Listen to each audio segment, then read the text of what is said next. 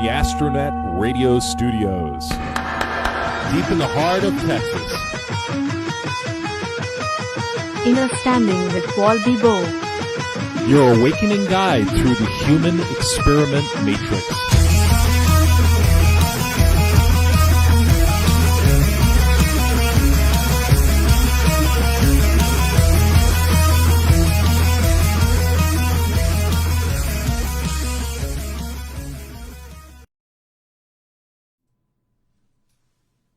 Welcome, welcome, welcome. We are indeed Innerstanding with Paul Bibeau. We are beaming to you live, deep in the heart of Texas. My name is Paul Bibeau, and think of me as your awakening guide through the human experiment matrix. Innerstanding with Paul Bibeau is consciousness expanding radio. We've got a great subject tonight. I'd like to read a quote for you about our show tonight. Who looks outside dreams. Who looks inside awakes. There is no coming to consciousness without pain. People will do anything, no matter how absurd, in order to avoid facing their own soul. One does not become enlightened by imagining figures of light, but by making darkness conscious. So our topic tonight on Innerstanding with Paul Bibeau is the dark night of the soul. We're going to jump right into it. We're going to tap into the frequency, and let's get ready to talk. I've got another quote I'd like to read for you before we begin, because I think it kind of sums up what the dark night of the soul is, and I'm going to get in and explain it and talk about my experience with my journey through my spiritual path and my difficulties wrestling with the dark night of the soul and the time that I put in. I had a very lengthy, difficult dark night of the soul. And this is not involving Batman and the Joker and Joker wanting to see if Batman will save one person over another or one boat over another. This has nothing to do with Batman, but it could, duality. This is a pretty serious subject, and a lot of people talk about the dark night of the soul being about when the soul awakens. And you go from a euphoric period to a difficult period where you're getting pulled back in. So we're going to talk about that in a second. But Ram Dass, the late Ram Dass, who's I'm a big fan of and big inspiration in my life and on my journey, he's got a quote that I just absolutely adore, and I want to read it to you. The dark night of the soul is when you have lost the flavor of life, but have not yet gained the fullness of divinity. So it is that we must weather the dark time, the period of transformation when what is familiar has been taken away and the new richness is not yet ours. And I think that really sums it up. So I want to talk about, this whole trip and what it's about. And to a lot of people, it's an ominous, the name Dark Night of the Soul is very ominous, and it creates a lot of confusion. And it's a confusing period of time for everybody that goes on a spiritual journey. And, the thing about when you awaken, when you first awaken, you can't put the cake back in the oven. I mean, once you wake up, you are awake. And you can't go back to sleep. And you can try all you want to go back to sleep, but it's impossible. And once it happens, you can't forget it. You can go through a period of time where you might want to go drain your sorrows, go to a bar, lust for women, and talk about football, but that's not going to solve your problems. So you basically are on a journey and a path. And one thing I want to stress to everybody, that people talk about the euphoria, and I mentioned this in the lead up to it, but when you spiritually awaken, it is a great time. But when you awaken in the dark night of the soul, in my opinion, when you first wake up, you wake up to the darkness, because it's a realization. It's a understanding that the world around you is nothing what it seems. It's a confusing time. You start to realize that maybe this is all illusion. Maybe the stories about the Matrix and what are we trapped in, this reality. Is this possible? Am I trapped in this?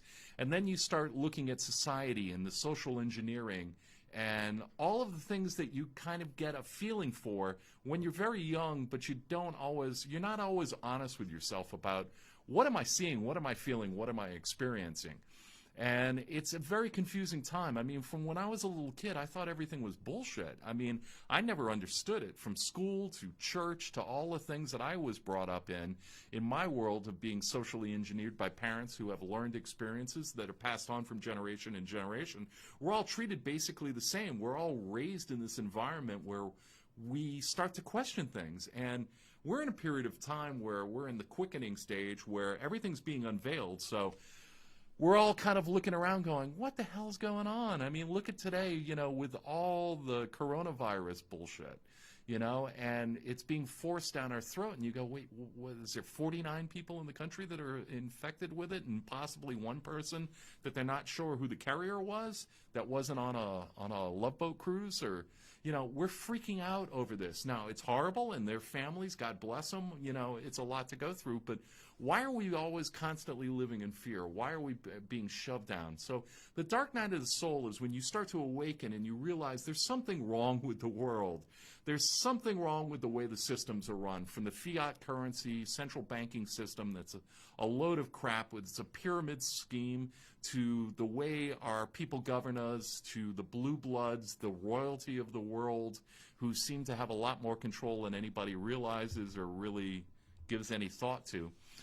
We start to wake up to this, and it's harsh. It's a harsh period of time. When I went through my awakening, and I touched on this on our first episode, I was given this book right here by William Cooper called Behold a Pale Horse. Can't recommend it enough. This was my first foray into the awakening process, and I tell you what, I was glued to this thing. I couldn't put it down. And at the same time, emotions and feelings in me started to bubble to the surface, because I couldn't believe a lot of what I was reading. And, it goes into everything from how the money system works, what is currency, how does it relate to the electromagnetic universe that we live in, and how is it controlled, how is it manipulated, to everything from the potential for UFOs and alien contact and everything else. It goes from A to Z and covers everything you can possibly need. So when I basically had my awakening, I was completely thrown into this world where I wanted to know more. I wanted to see the guy behind the curtain or the girl behind the curtain. Who is making the calls? How does it work? And you spend so much time, emotion, and everything that you really aren't following the real path, which is, a book like this, an inspiration like this. This is Yogananda's autobiography of a yogi, which is an unbelievable read. It's one of the best-selling spiritual books ever written. It's influenced people like the Beatles and various people. It's definitely it's a fantastic read about the proper path. So Dark Night of the Soul, what you start to get ripped apart, because as you awaken and you realize that there's all this problems in the world, and you start to understand how some of the system works, and you want to learn more, but at the same time you're looking to fix yourself, because part of spiritual awakening is calming the mind and slowing things down and really starting to think inward as opposed to just emotionally following your ego. And I'll get more into the ego subject in just a second, but you start to learn how to do things, because there's a lot of good information out there now. I mean, there's hundreds of thousands of years on this subject, and a lot of people don't want you that are in power to know about your spiritual side and how you can expand your consciousness and how you can solve a lot of your problems and grow as a human being to really help the world and help the light and help the good, and not be a victim to all the other stuff. And again, the awakening process starts from darkness. So part of what you start to feel and you follow, you have a stage where you're starting to see that spirituality and the path and what you're trying to do, whether it's meditation, listen to that inner voice within inside and start to follow that guidance, try to calm the mind, all those things, you start to make some gains. You start to feel better, and you start to separate yourself and understand where you're at in the world. And that's a feeling that you want to expand on every day. It's something you want to get better and better and better at. And once you start to live that life, you start to realize, oh my God, I'm missing so much, and there's so much more to learn about this path and this journey that I have to take. Well, the dark night of the soul is, plain and simple. There's a battle for your soul. There's a war going on, and when you start to go inward and you start to self-realize, that's the time where you're susceptible. The darkness creeps in, and you have to be very careful about who you let in and what your path is. You don't want to give away the rights to your soul. You don't want to sign a deal with the devil or, any rock and roll metaphor that I can think of. You want to do what you can to embrace your soul and learn what you can and anchor your soul firmly to your heart. Light that sucker up and really expand your path of consciousness on your journey. But at the same time, there's people poking at you, and there's all kinds of people that can pull you into a negative aspect. And as a person, when you start to escape from the material world and the realm and the matrix and all the other stuff that you're bombarded with every day, part of you has a comfort because that's the way you were raised, so you want to get kind of sucked back into it. And people are very good about pulling you into it, whether it's the media or, all the stuff that you're being sold every day. You get sucked back into it every day, and it's learning how to balance that and live a balanced life where you're reflecting properly and not getting so drawn into it, because it's very hard to balance the two. I mean, there are a lot of times where I get sucked into this world, which is, oh my God, what's going on with, with this disease, or what's going on with these people and the globalist movement and everything else, and, where are we winning this battle and everything else, and you get caught up in it, and you're not really focusing on this side, which is your spiritual side. And this is you're taking care of yourself and fixing yourself and ignoring this side and all the noise and all the stuff that's going on around you, which is not going to subside anytime soon. It's only going to get worse. I'm sorry to break the news to you. So the dark night of the soul, it's a transformation process.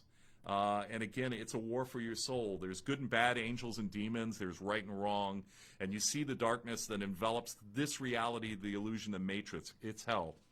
So you start to feel like this process, why am I feeling this way? And some of it is the energy that's coming in. 2019 was a very difficult year from an energetic standpoint, because part of the process is confronting who you are.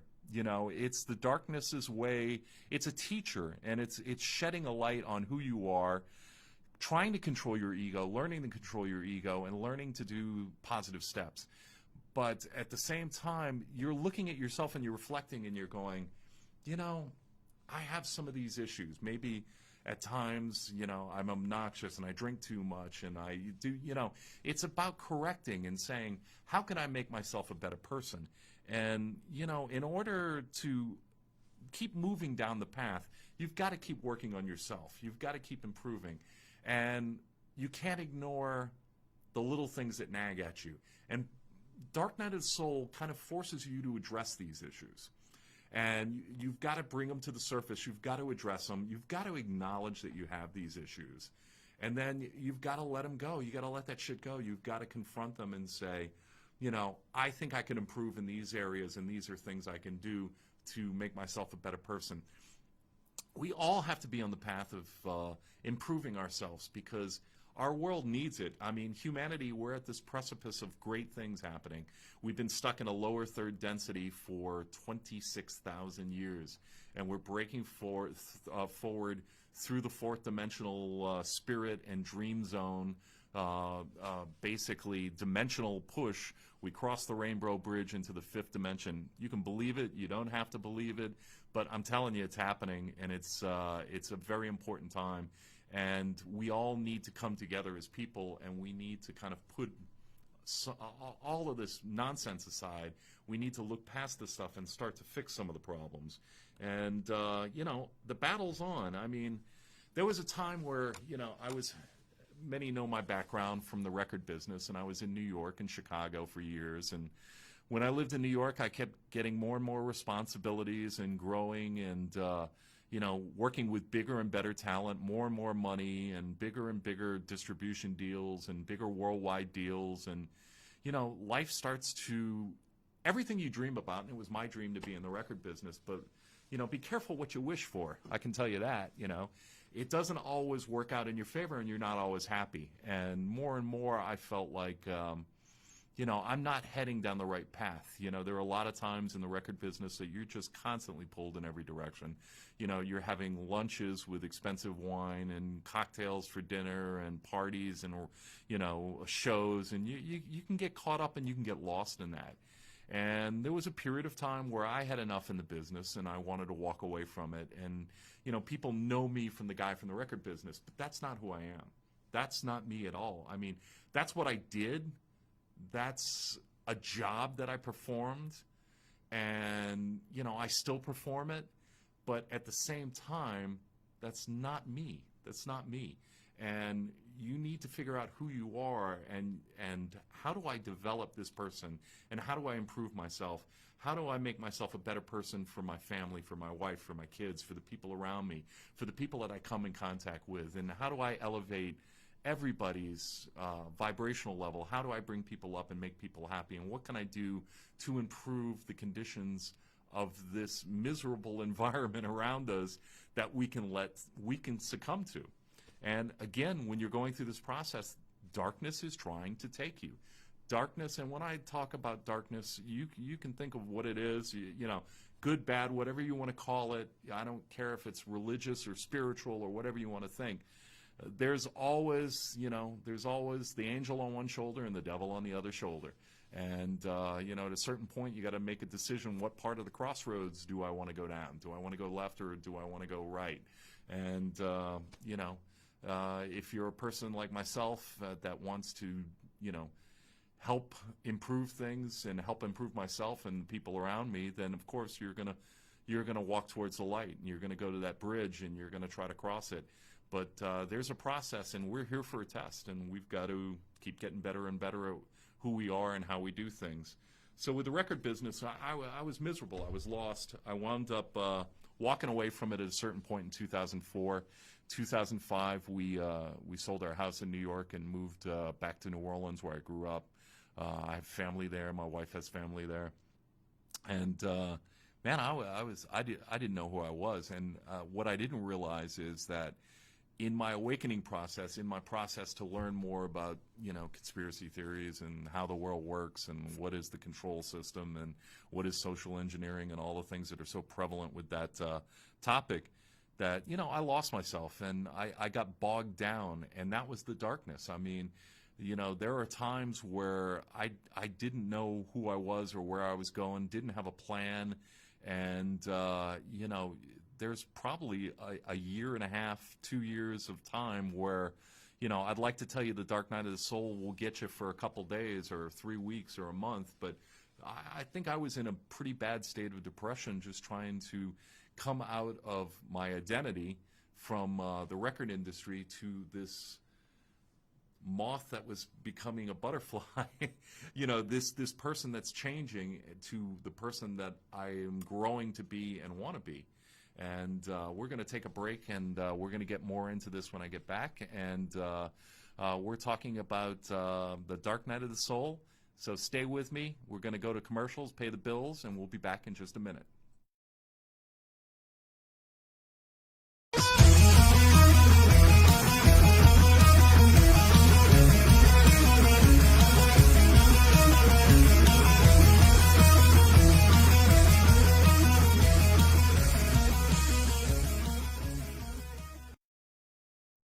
Listen, this biker thing is going to happen. You're going to be my go-to guy.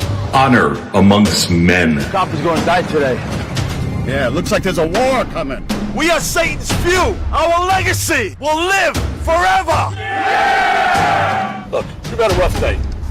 Drop the gun. Drop the gun. Drop the gun now. You've had a rough year. Sir? No. We didn't. You had a rough decade. I should call a cop on you. Back. Look in the mirror. Look in the goddamn mirror. Who is that person? What did I do? Look back up now. Now! This is the NYPD. Come out with your hands above your head. Why don't you get all the presidents of all the bike clubs? Everything's going to be fine. honor, respect, loyalty. Starring Chuck Zito, Robert Clohessy, Joan Jett, Vincent Pastore, and Edward Asner. Spring 2020 on Fade to Silence Filmworks. Welcome to the Yoga Spot. Each of the classes at the Yoga Spot offers the opportunity for a complete awakening of the mind, body, and soul. The Yoga Spot instructors teach with focus awareness for the individual needs of each and every student. The physical body is only as flexible and as strong as the mind allows it to be. With the commitment to practice, as the body becomes stronger and more open, so does the mind and spirit. Remember, yoga is for everybody. Anyone of any age or fitness level will find benefits both inside and out from regular yoga practice. Set your goals and focus on the whole, and please visit the Yoga Spot, where your first class is always free. The Yoga Spot is located in Flint, Texas on State Highway 155 South. Welcome back to Innerstanding with Paul Bibeau. I'm your host, Paul Bibeau. We're talking about the dark night of the soul, and we were talking about during the dark night of the soul, you have a test. You are being tested. It is a test by the darkness. And one of the things that's, I've had, when you start to become more and more, when you start to experience the growth that you feel from a spiritual awakening, you string together weeks upon weeks, months upon months of just feeling great and blissful. And but you do have periods of time where it's difficult, even after you come out of the dark night of the soul. And I've been having a couple of weeks where my wife got in a car accident, girl didn't yield, just blew through a red light and totaled our car. So we're down one car, and then my son gets backed into in his car, and so he's down a car right now having that repaired. And then you have to, start dealing with insurance companies and all this stuff, and the world is just getting more and more difficult to deal with. And I have to use that daddy voice that inflects a little bit of fear into somebody to get them to, I'm being polite, but at the same time I'm trying to explain to people that, the insurance, you're at fault on both of these cases. Help us out here, because, we can't lose two cars in a 2-week period and still maintain our same schedules without, a rental car and all the other things that we need. So, it occurred to me that this is probably a perfect time to talk about this, because, you have these days, and you're going to have these days. When you're going on your path, you're going to have these days. And, I think, you have to learn to understand and work with your emotions, and you have to learn to control your emotions. And we've talked about this before, too. It's controlling your thoughts. But the important thing for me is you cannot, when you're in the dark night of the soul, when you're going through this, you can't take it out on yourself. You can't think dark thoughts. You can't think negative things. You have to really expand upon the positive energy and have a positive approach to it, because you're going to trap yourself in a situation where the darkness doesn't let you go. And the beers aren't going to help, and the drugs aren't going to help, and whatever else that you're indulging in, wine, women, and song, whatever it is, sex, drugs, and rock and roll. It's not going to help you get out of it. It's only going to hold you in that purgatory and keep you going.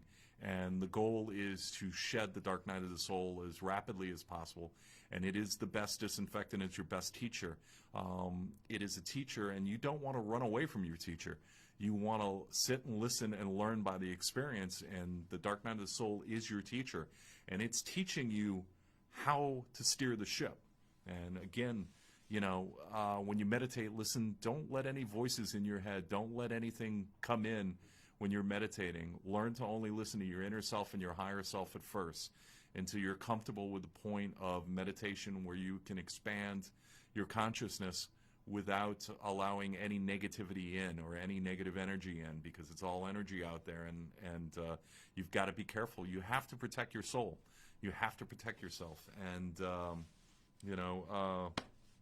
again, your higher self is your highest version of yourself in a extended dimension, because there is no time, there is no everything. The past, present, and future occupies itself all at the same time.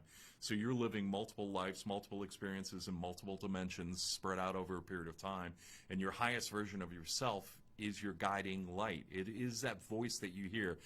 Some people call it intuition. That's your higher self, and you've got to tune into your higher self and listen to your higher self.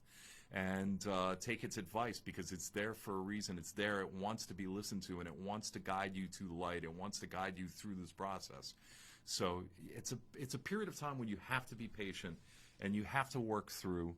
And talking to a lot of people, learning, you are the best teacher. You are the best teacher on the path that you're on, and you are the person that can help guide you through the cave and the darkness and the dark forest, and come through and find your path and get through your path and navigate well to the point where you're feeling like you've accomplished something. And it happens, and eventually the darkness will lift. But it's getting to that point in time where you just, you have to let the shit go. You have to confront it. You have to deal with it. And remember, you control your thoughts. You have to control your thoughts and calm your mind. Think positive and act in a positive manner. Be loving and responsible. And, I'm sure a lot of people out there can relate to this, because some people call it spiritual depression, and I know there's a lot of depression out there, and I know at times like this the world can seem overwhelming and pointless, but you can't let yourself fall victim to what you're trying to get out of, and you can't get sucked back into the drama that our world presents. And I'm sure a lot of people feel that. And like I said, you're going to have your days where I'm just not feeling it, and there are going to be times where you're just firing on all cylinders and feel fantastic. And I hope everybody will pay some attention to it. And again, you've got to find your path. Read books like this, The Autobiography of a Yogi by Yogananda.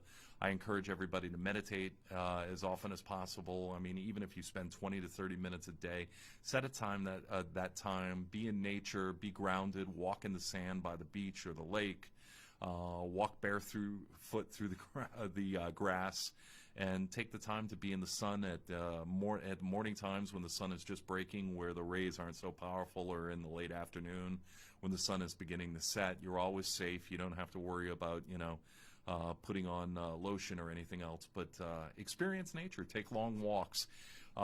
These are all exercises that you can do to help basically pull you out of the funk that you're in, and help establish a routine, because routine is very important, because there is a loneliness to starting this process and expanding on this process, and until you get stronger, where you can fight off these feelings by doing the necessary work and the inner work. You've got to work at it a little bit, and you've got to spend time. Like anything else, all great things require a little practice and a little dedication and a little time, and you've got to allot time in your life. You've got to slow down. I've always said, turn off the TV, don't watch the mainstream media news, read a book, just spend time with family, talk, love, laugh. It's always a good thing. When I watch movies, I'd rather just watch a comedy. I'd rather just escape for a little while and find a way to, not be brought into it. Because if you look at the networks, if you turn on a show any given week on NBC or ABC or Fox, I mean, every show seems to be like the first minute and a half somebody gets murdered, and they show some gruesome scene of a body mangled and everything else, and you're like, what the hell is this? And I can't take this every night. I mean, who wants to watch that every night? And that's part of conditioning, and that's part of the programming of the machine that has us by the tail. And if we let them keep us by the tail and let us control us, then nothing's ever going to get solved. And we've got to fix this. We're here to learn our lessons and to expand our consciousness, and we're here to create a brother and sisterhood of people. We're here to unite. We're here to fix this stuff and expand and grow and be the creators that we were. We are divine human beings. We are divine creatures, and we are blessed, and we are creative, and we have the power of the I Am Spirit. And by I am, I mean I am capable of anything. I am capable of rising out of this muck and this mire, and I am capable of doing things that are unheard of, because where we're going is going to be a fantastic place. So that's kind of what I wanted to talk about with Dark Night of the Soul. Again, you're going to feel deep senses of sadness. You're going to feel this period of time where you're often on the verge of despair. The sadness is triggered by the state of your life, humanity, and the world as a whole. You feel an acute sense of unworthiness, and that negative stuff, it just creates this cycle that you're trapped in and you can't get out of. The constant feeling of being lost or condemned by life, a life of suffering and emptiness. You'll feel self-control is weakened, making it difficult to act, and that's where you start to fall into the traps with the various things that can get you, whether it's sex or drugs or alcohol or, just being lethargic and negative and everything else. You start to have the purge symptoms. You feel overwhelmingly stuck or lost. You feel a desire to impress people less. You start having a desire to resonate with Eastern philosophies and spirituality, and that's the beginning of the turn. You have random and intense memories and dreams of past partners and childhood experiences. You are radically rethinking the idea of success. You start discovering your inner child again, which is climbing out. And I think, children have this spirit and this wisdom and this ability to play where the nonsense doesn't get to them. I mean, they seem to just brush it off with no problem. And I think as adults, we are conditioned so much. We forget that playful spirit that we had when we were children. And I think that's important to kind of recapture that essence and that playfulness and that, that young wisdom that we forget. And we need to use it in our relationships and the way we relate with people too. We need to control the ego, because the ego is, Satan. I've said that before. It's, it's the little guy on the shoulder. The angel's here, the devil's there, and he's there. The ego's there. Go ahead and do it. Hold my beer. Watch this. And that's when you get into trouble. And if you control that sucker and realize that you're not this body, you're not this, you are not where you work or what your job is. That's not who you are, or people's persona of you. That's people putting their impressions or their beliefs onto you, and that's not fair and it's not welcomed.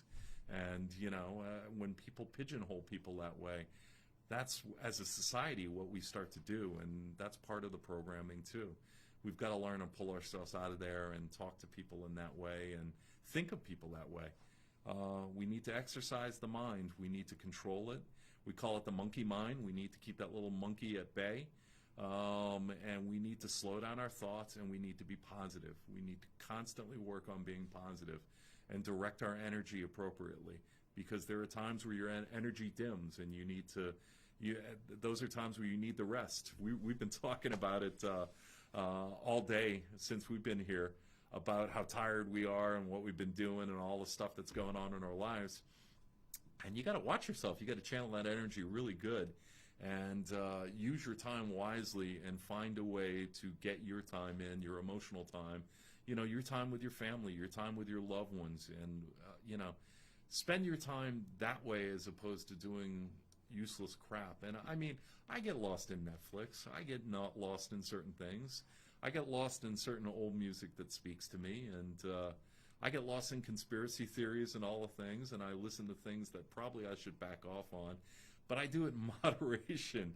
I have to, because I'll get caught up in this stuff, and then I'll go crazy, and I'll be like, have you seen this? Look at these schmucks, look what they're trying to do. And then, I don't spend the necessary time balancing out my life. You've got to balance your energy. You got to balance and control your emotional states, because we see it every day in life. People's emotions are going all over the map. You only need to drive down the street to see how tense, how angry, and how easily pissed off people are. And that's not the kind of world we want to build. That's the opposite of the way we want to work and build towards. We have to figure out a way to break out of this cycle, because we're in a cycle that's just getting worse and worse and worse. And in my lifetime, I'm 54. I don't remember things being as bad as they are. But I'm also the optimist who knows that we're working towards the end solution. And the end is not the end of the world. It's not Armageddon. It's not nuclear bombs dropping on our heads where we can duck under this desk and prevent it because we're ducking and covering, We're safe underneath this desk from a nuclear bomb on our head. It's not going to happen. It's not going to happen the way it's been drawn up in the sand and the way you've been programmed to believe. It's going to happen in a much better way. We just need to come together, because when you start to think positive and you start to think creatively and you start to change the world around you, and you start to have energy that's connecting with other people's energy, and then everybody's thinking in the same way, all of a sudden this reality that we're stuck in, which is a negative, dense, dark reality that we're stuck in, begins to change, and we break the mold. And that's what we're working to do, because as soon as we break that mold, we break through. I've said it before, there's the Schumann human meter. It's your energetic meter. It's your vibrational level as an individual human being. Well, it's measured in mass all over the world, and you can go to it. You can look it up on Google if you have to. I prefer using DuckDuckGo. But the human meter, every day you can see spikes where the vibrational level of this planet is spiking at unheard of, never before seen levels. And what is happening at periods of time, and some of this is associated with the energy, the solar energy that's coming in from the great sun, the central sun, not our sun. Every sun is a portal, and every galaxy has a sun, which is the great star that powers and gives the energy necessary. Energy is everywhere. But the great sun energy from the central sun has been pouring into the planets of the world, because these experiments, the experiment that we're in as human beings, is occurring on some other planet with some other form of beings, intelligent beings. This is happening everywhere because the universe is expanding exponentially, and we are part of this experiment. So the more we connect and get interconnectivity, you can see the spikes on the Schumann human meter. So the average human vibrates just under 8%, I think it's 7.58. We're seeing spikes at 60 hertz, seeing 90 hertz. To give you an idea of the lower third density, your cap is 7.53. The fifth dimension to start is 40 hertz. We're spiking way higher than that. I mean, we are spiking well enough right now as a society at times during the day to be in the fifth dimension. Now, what is the fifth dimension? Where are we going? We're not going anywhere. Because we're on a very small scale. Think of this like the radio station. You're tuning the dials on the radio. We're electromagnetic electricity. We're experiencing a very small portion of visible light. We're experiencing our life, our reality, what the brain formulates and pictures through our eyes, what it assembles here for us to think is 0.00005 knots. It's a very, very small spectrum. It's a minuscule turn of the dial on the radio frequency. So I can be right here, and then right next to me could be a whole nother dimension. And basically you're transferring yourself from a lower vibrational dense dimension, which is the lower third dimension, to the dimension which we've been residing in, as I mentioned before. But we're moving next door. We're not going anywhere. We're just eventually going to start. The timelines are intersecting, and we're going to move because our vibrational output as humanity is increased. And then all of this negativity will go away. All of it will go away. And again, we're experiencing it right now. We're seeing stuff that I've never thought I would see in my life. And, we're going to go to a break in 2 minutes, and I'll pick back up on here. And then I want to mention a couple of things about those. Last week we got on the subject where we were going to talk about some Navy patents that were issued, and I'd like to just touch on that briefly too. But we'll come back, we'll pay the bills, and we'll be back in just about 2 seconds. So listen to the commercials, support our sponsors, and we'll see you in a second. Come right back.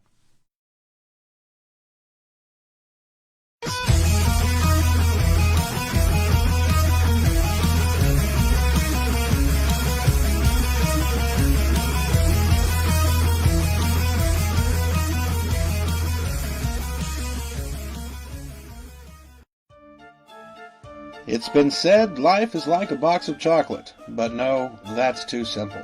Every Tuesday at 7 p.m., View from the Carnival works to explore people's experiences in surviving mental illness. On View from the Carnival, we discuss the common threads that bind us in this interesting, sometimes disappointing, colorful, and yes, happy freak show roller coaster of life. Join us and see what happens Tuesdays at 7 on AstroNetRadio.com.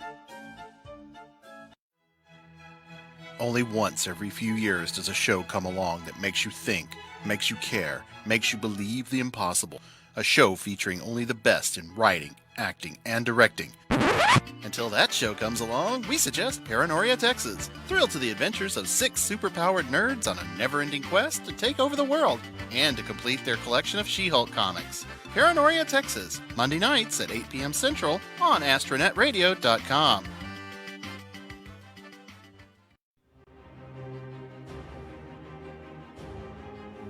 Hello, ladies and gentlemen. This is a public service announcement from the On Air Decency League. We have to do a warning about a show that's been airing on AstroNetRadio.com called Plausible Deniability. This show is filth. Some people think it's funny, they think it's hilarious, but it's got language, it's got situations, and quite frankly, it's making me sick. Okay? You don't need to let your kids listen to it. You need to lock up your wives. You need to make sure no one gets out and listens to this. Do not tune in Saturday night at 9 p.m. or Monday night at midnight or especially not Wednesday night at 10 p.m. Please, for the sake of decency, don't listen to this show.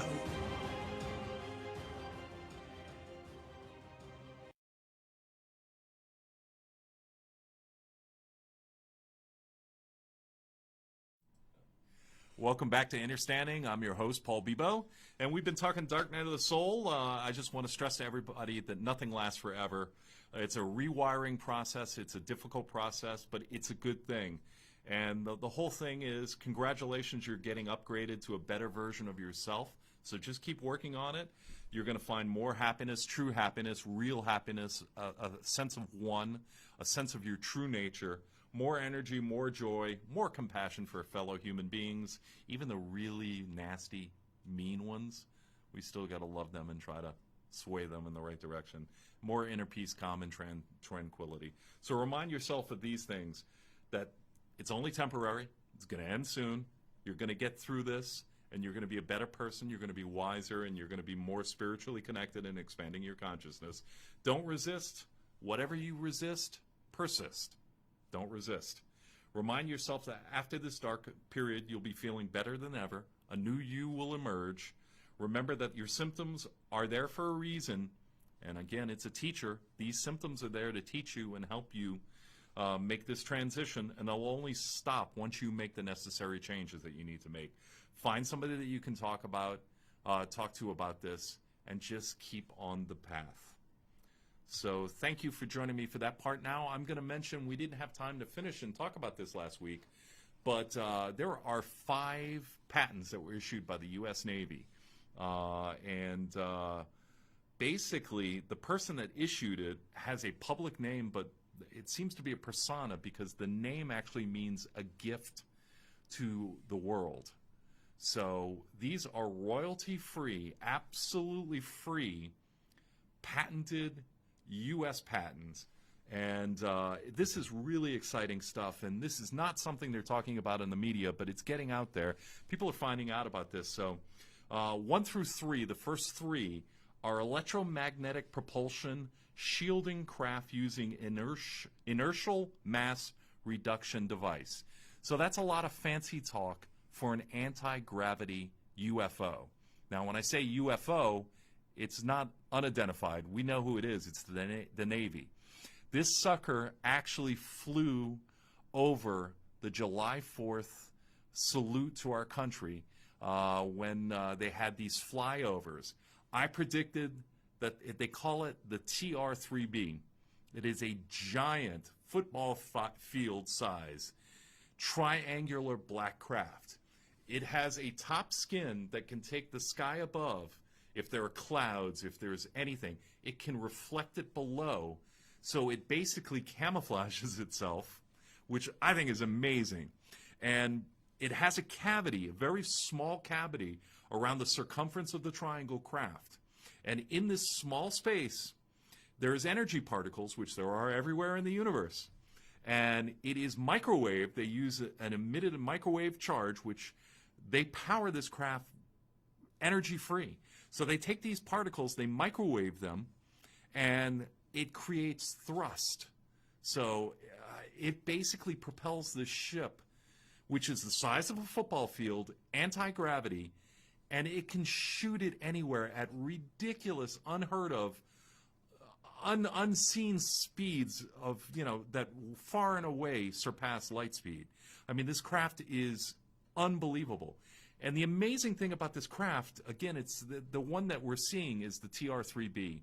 And if you saw the lights over Phoenix, the Phoenix lights where the lights were disappearing, this craft has been in operation for several years, and it's been tested. And the amazing thing about it is it's airtight, so it's basically can go underwater. It creates this little field around itself, so it can fly right into the water and stay in as long as they need it to. It can fly the skies over our country, over our planet, and then it can shoot out into outer space. It's an anti-gravitational machine. It's got a huge light right in the center, and it can hold hundreds, if not thousands, of people. And it did fly over the White House during the inaugural 4th of July celebration where we flew all the other things. We flew a bunch of other military planes and helicopters and everything over the processional cycle that we had, not to be confused with the regular processional cycle, but everything was flying at a low, they were probably, I don't know, 10,000 feet off the ground, 8,000 feet, 7,000 feet off the ground. I really don't know. This thing was flying at 25,000 feet with 2 fighter jets next to it, and then it camouflaged half itself as it flew over, and the cameras pulled away. If you go up and look at the TR-3B, there's some great photos and videos of it flying out there.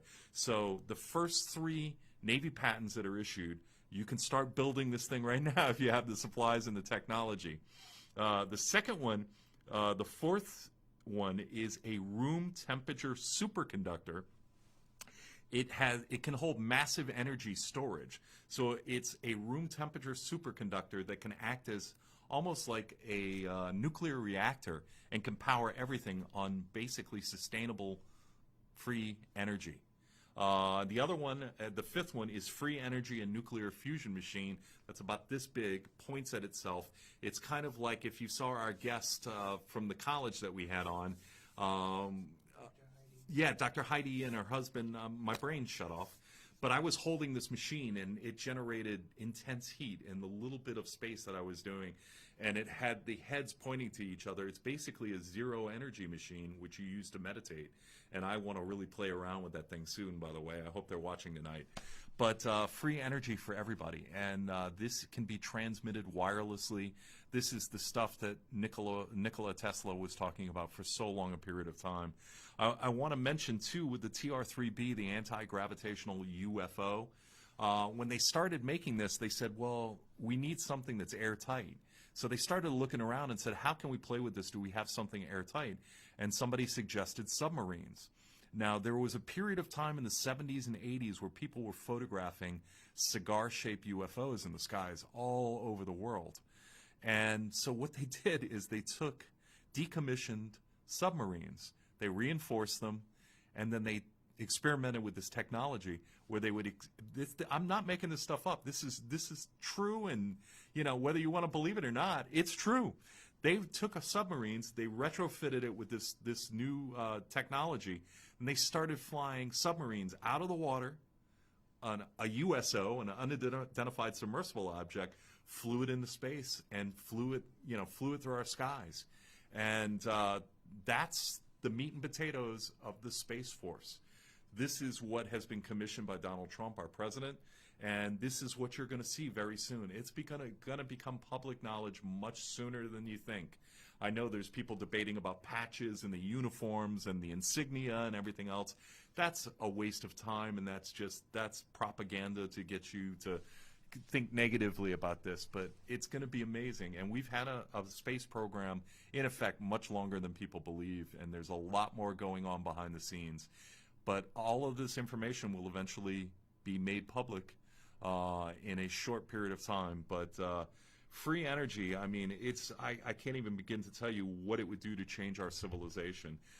Think of people in third world countries that, are still struggling to find flint and fire and make themselves comfortable and are living in disastrous conditions and surrounded by trash and pollution and fecal matter everywhere, and we can't clean the water. We need to start. This is part of the bigger picture of spirituality and us working together, because we've got to overcome the nonsense and start working here. But the superconductor, basically, the inventor, by the way, his name is Salvador Cesar Pace, which means gift to humanity, or gift to the country, or gift to the people, depending on how you translate it online. But basically, it's the room temperature superconductor is an electromagnetic coil, and it's circumferentially positioned around a coating in which the coil is activated and pulses a current. A nonlinear vibration is induced, enabling room temperature superconductivity. So, I mean, all this stuff is mind-blowing. This is stuff of science fiction movies. This is the stuff I read about in comic books as a child. And, we always talked about, how come we don't have flying cars like the Jetsons? If you're old enough to be like me, where you remember the Jetsons and you go, hey, I want a flying car. Well, after a couple of car wrecks, I probably don't want anything that flies, because some of the numbnuts that, will be speeding around the air around here. But no, all of this stuff is possible, and it's been happening for years. We are far more advanced. It's been shielded from us. This stuff has been going on behind the scenes, and now it's coming to light because the veil is being lifted. We're now being invited in to see what we want to see. And the fact that you can publicly look this stuff up on the internet and find out it's true is simply amazing. And this is stuff that people would have argued with you a year ago, 2 years ago, and said, you're absolutely nuts to tell me there's a football-sized triangle flying in the skies right over our cities. And it's there in plain view, cloaking itself with the night sky. You can't hear it. You can't see it because it's cloaked. But it's there. And it can take off and be in outer space in 2 seconds. And it can float around wherever it needs to float around and shoot through this galaxy in a short period of time. So when you hear about rockets and traditional 1950s technology, that's what they want you to get suckered into. There's technology beyond belief that's in use by our government, by the governments of the world, that the proof is positive. Look it up. It's there for you to see. What do you think about all this? I mean, I think it's pretty well. I mean, it's free, so, I mean, you don't have to pay a royalty. If you have the wherewithal, the technological savvy, the materials, you can look up these things and start to build them and figure out a way to retrofit it into your Yugos or your 1976 Hyundais or whatever you want, and shoot it into space if you can get it airtight enough. I would suspect that some people are going to kind of grab a DeLorean and try to do something with it to go back in time, but that's a whole nother program there. But I definitely encourage you to look at this stuff. The compact nuclear reactor is crazy. The Navy patent for the compact nuclear fusion reactor is absolutely wild. It's a patent by the U.S. Navy. It was done last month, and it claims to be developed. Its fusion has been touted as the ultimate energy source, creating enormous amounts of power with no harmful byproducts. That's the key word, no harmful byproducts. So you can basically have a nuclear fission or a nuclear fusion reactor with no harmful side effects. It's not going to blow up real good. It's not going to put off stuff that you've got to bury in the ground and hope nobody finds 1,000 years from now as a surprise. Surprise! Nuclear waste! What's this green stuff? I don't know. Let's jump in it.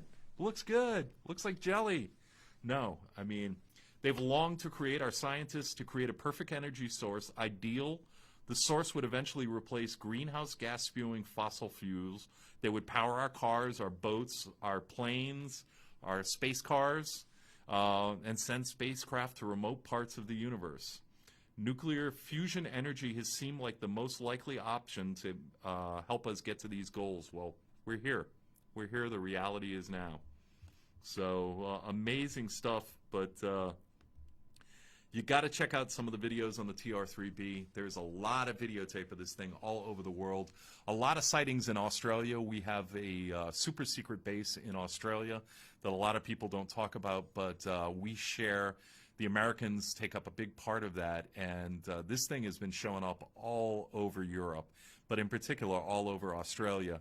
And, there's some amazing footage of this thing that, it's uncloaked and flying through space, and they've got, night lens, super lenses, high, very up close that magnifies everything, and you can see a perfect shot of this thing. And I'm telling you, I mean, it would, if it landed on the Louisiana Superdome, it's that big. It's that big. And one day soon, we're going to see it land, on the steps of the White House, or, in a field by the Washington Monument, and it's going to open up, and our Space Force soldiers are going to walk out of it, and everybody's going to be, freaking out, and in a good way. And it's coming. It's there. So keep looking for it. Well, that's about it. I mean, we touched on a lot of stuff today.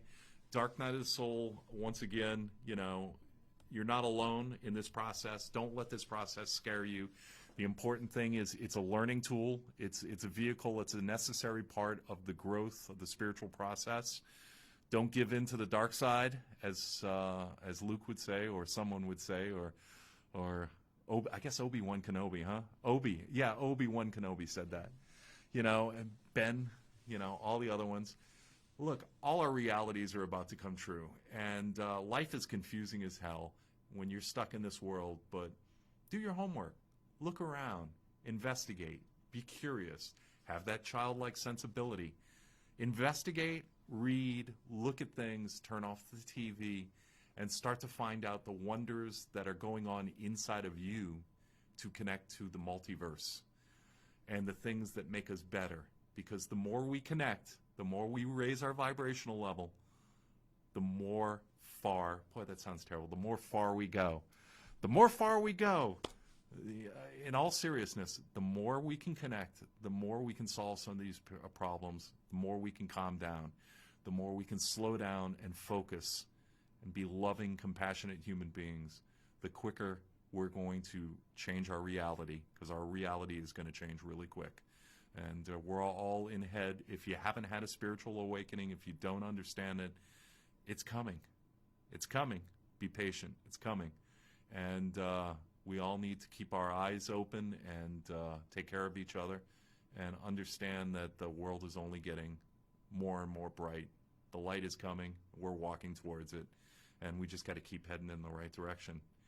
Davidson, thank you for all your help today. Anything you want to add to this nonsense? I'll believe it when I see it. You'll believe it when you see it? You're skeptical? Are you skeptical? I mean, I want to believe.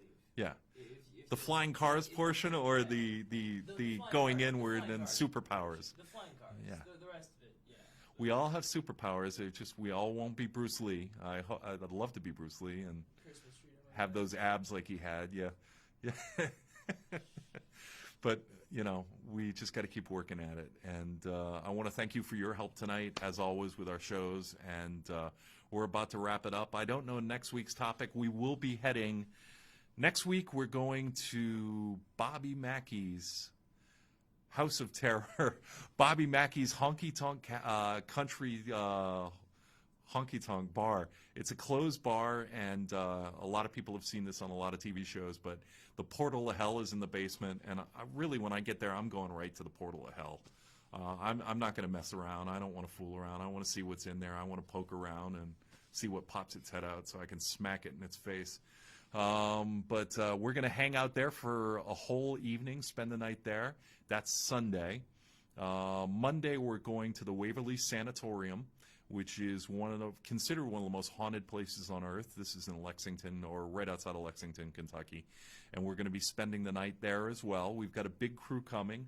And when we come back, we're going to try to have as much video and as much information. And I really want to invite all the people that are coming on the trip to sit behind us. And I don't know if the new studio will be ready by that point, but we're fixing up the studio and a lot of improvements and a look for things to continue to grow on the show. But we're going to have everybody here, and we're going to talk about our experiences. And George will be here to talk about things that go bump in the night.